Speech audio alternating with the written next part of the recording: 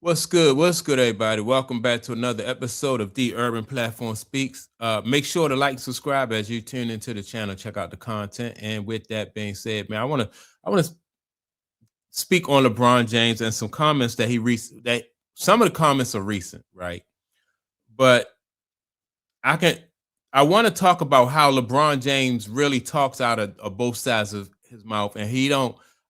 Sometimes he don't really know that people are not only listening to what he says, but they're watching the things that he do also, right? And so at one point in time, LeBron James will say that, like it's only a game, and then another time he'll come back and say, he want to win, but then his actions always say that, he won't accept any pay cuts, right? And the reason why I bring this up is a lot of guys who like great basketball players, they will sacrifice some money on the front end just so they can win and capitalize on that with the glory on the back end. And throughout LeBron James's career, he has never been like that, right? And he never, it's always about like he wants his money up front. And I believe that once LeBron James is done playing, I believe he burned a lot of bridges like that. I believe that sometimes in any business, sometimes you got to cut people breaks in order to, to grow and cultivate that relationship. And we've seen Tom Brady do it. We've seen Michael Jordan do it. Like Michael Jordan, I think he didn't probably get paid top dollar until the last 2 years of his contract. His last 2 years with Chicago, right? And you've seen how that, that has benefited him. You've seen how that has benefited Tom Brady. But LeBron James operate totally different. So what we're about to see with LeBron James in his retirement is how that is going to hurt him after he's finished playing.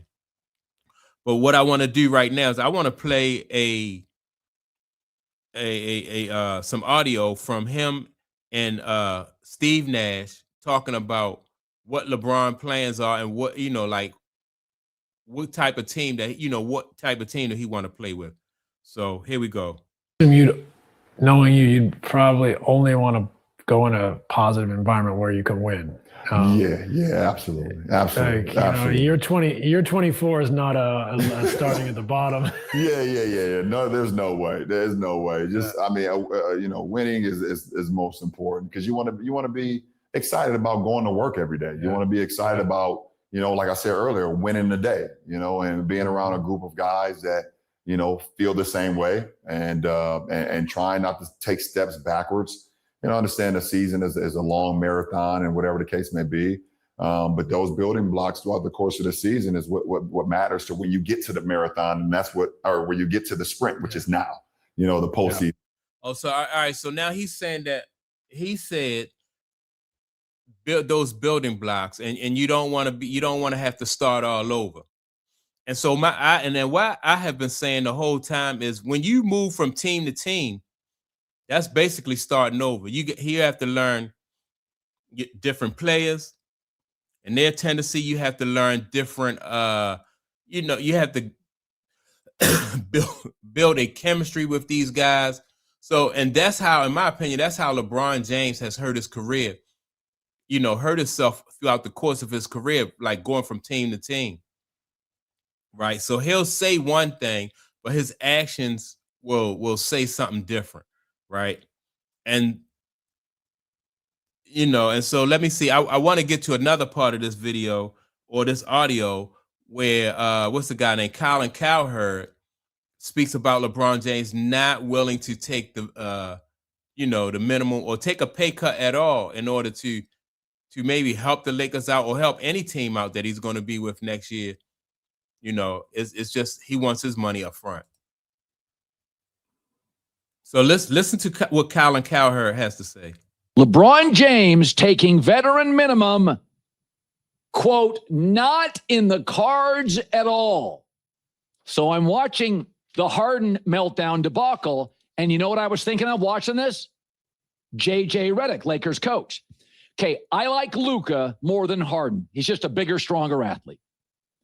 But Luka and Harden have a lot in common. They're not great athletes, just great scorers.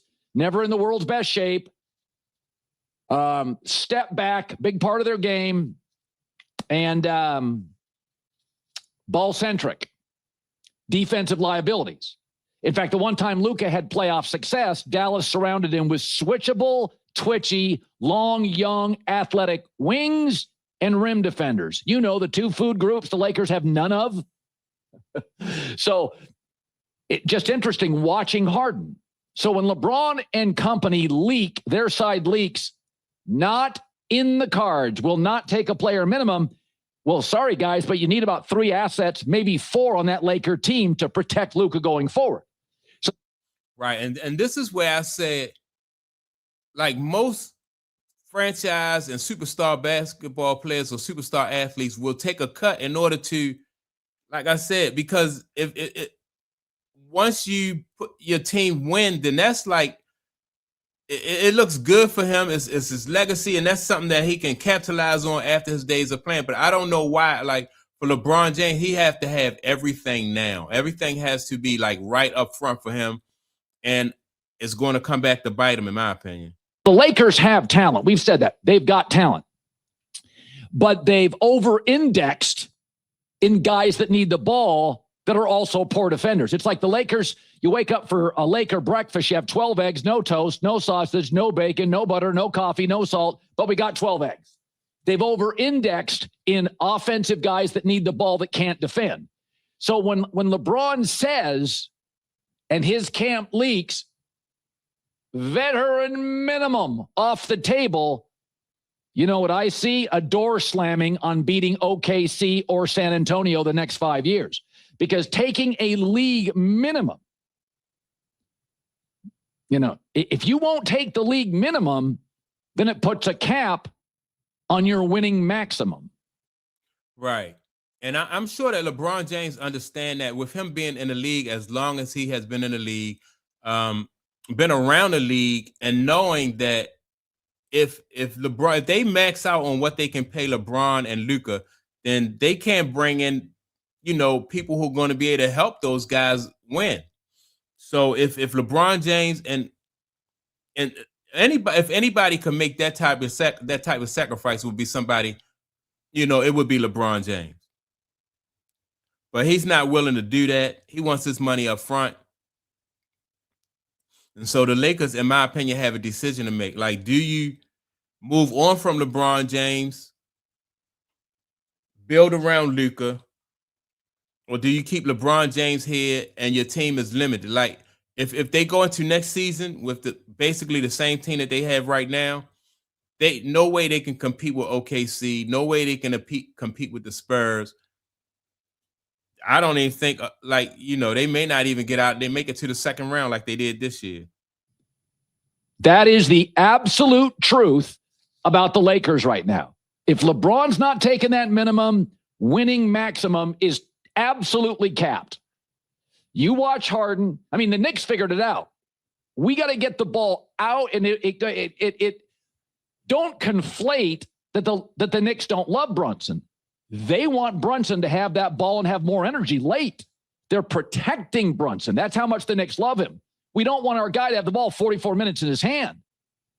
So I've said before, you've got to create a Laker roster where Luka, when he does get burned defensively, you've got a wall at the rim, and you've got multiple, not one, multiple young, twitchy, athletic, switchable wing defenders. And that's a good point that Colin Cowherd makes. You know, I remember Allen Iverson playing with the Sixers in a year, I don't know if it was 2000 or 2002, the year that they played the Lakers in the championship. When you think about the team that was built around Allen Iverson, you had Dikembe Mutombo, you had George Lynch, you had Aaron McKee, you had a lot of guys who were defensive specialists. Like that was their calling card. Allen Iverson was the weak link when it came to playing defense on that Sixer team, right? Even Allen Iverson, he put in effort, but you know, he was only 6 feet tall, 6'1" at the most. he was the liability, but everybody else throughout that team, it was just more so about defense, and on the offensive end, it was about Allen Iverson. And that's how the Sixers were able to make it to the championship. Now, when they went up against Shaq and the Lakers, it was a whole different story. But those are the kind of athletes, and that's the type of mentality that when you have a player like Luka, the same thing with what's the other guy, like the Joker. Those guys around the Joker played really good defense. They were exceptional defense the year that the Denver Nuggets won that championship. LeBron James is not allowing his team, with him taking the max, he's not allowing the Lakers to be able to go out and get the players that will help him and Luka, compete for a championship. Lakers don't have any of those. So they've over-indexed in one area and massively under-indexed in another. And the other one, that's what they need.